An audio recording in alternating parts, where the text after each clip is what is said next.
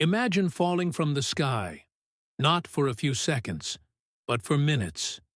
No parachute, no control, just endless roaring wind and the blur of a world rushing up to meet you. 18,000 feet. That's more than 3 miles straight down. The thought of surviving a fall from that height is absurd. But this isn't a story about death. It's about a man who fell from heaven itself and lived to tell the world what it felt like.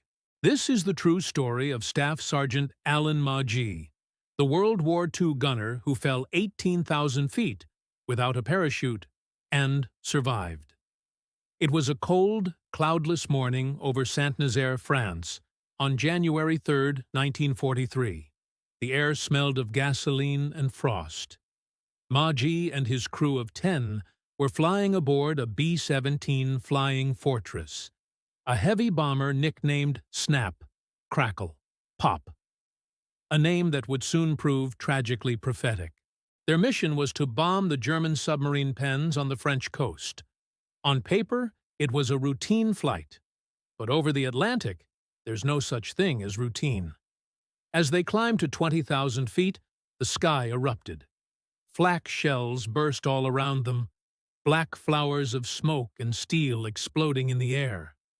The German defenses below were awake, and they were angry. Within minutes, the sky turned to fire. Messerschmitt fighters appeared like hawks, swarming the bomber in formation. Their machine guns lit up the sky, and tracer rounds streaked past the wings like comets. Magi, the ball turret gunner, was trapped in the belly of the aircraft, a tiny glass sphere barely big enough to move in. It was the most dangerous position on the plane. He rotated his guns, trying to fire back, but his machine gun jammed. Before he could react, a shell tore through the fuselage. The explosion ripped through the aircraft.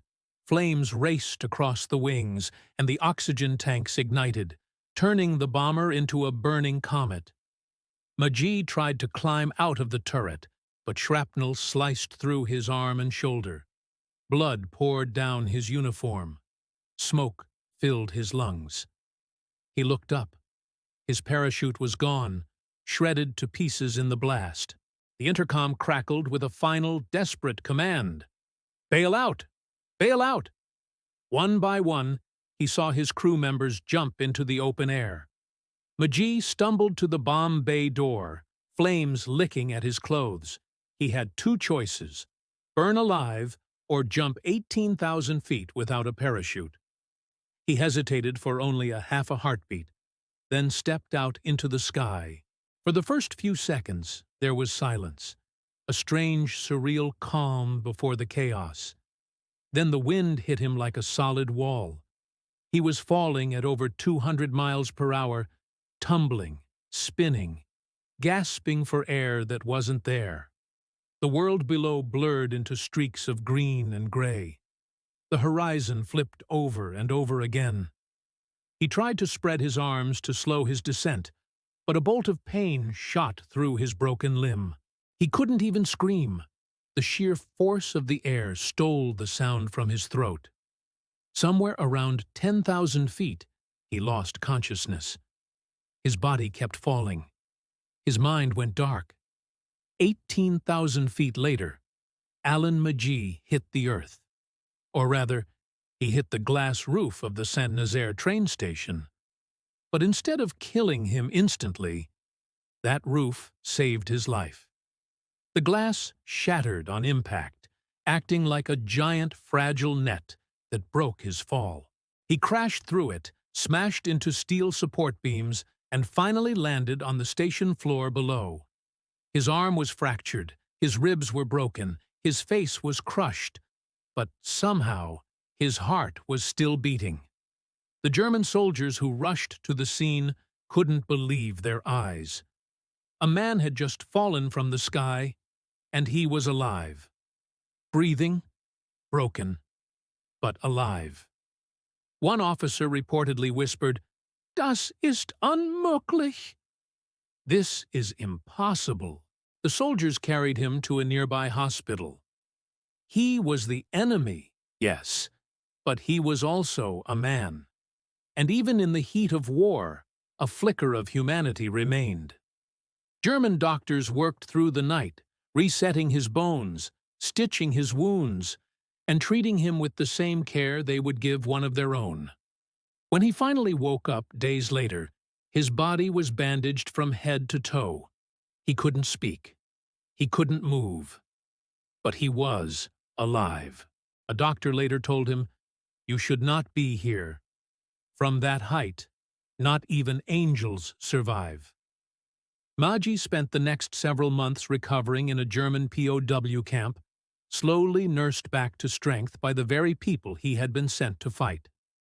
As the war dragged on, Maggi learned to walk again. He'd spend his nights in the camp staring at the stars, wondering what mysterious force had pulled him back from the brink of death. Was it luck? Was it divine intervention?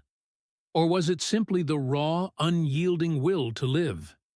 He later said, "I didn't survive that fall because I was strong. I survived because something, or someone, wasn't done with me yet." Those words stayed with him for the rest of his life.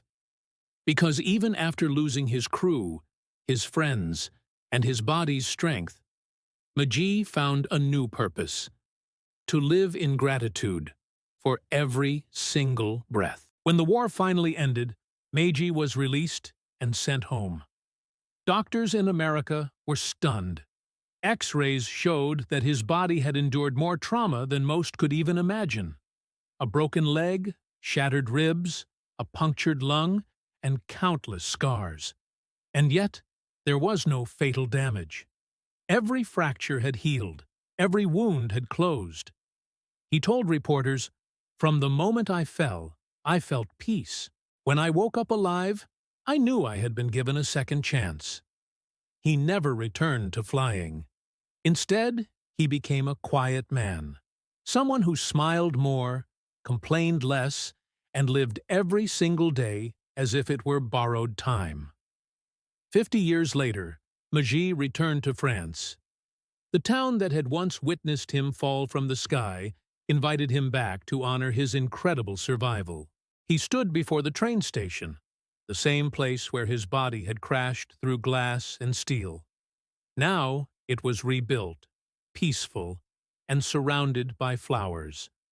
Locals came out to greet him: children, veterans, and even the descendants of those German soldiers. They unveiled a plaque that read, "At this place, on January 3, 1943, Alan Maggi fell from the sky and lived. His survival is a symbol of hope and humanity." Maggi touched the glass with trembling hands and whispered, "This is where I met life again." Alan Maggi lived until 2003, passing away peacefully at the age of 84. He never called himself a hero. He said only this: "I was just one man who refused to die." His story is a powerful reminder that even in our darkest moments, when all the odds are gone and hope seems lost, the human spirit can still find a way.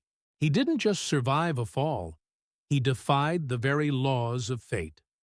So the next time you think something is impossible, remember Alan Maggi, the man who fell from heaven and lived to tell the world about it.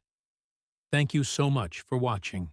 If this story moved you, please consider liking this video and subscribing for more incredible true stories just like this one. See you next time.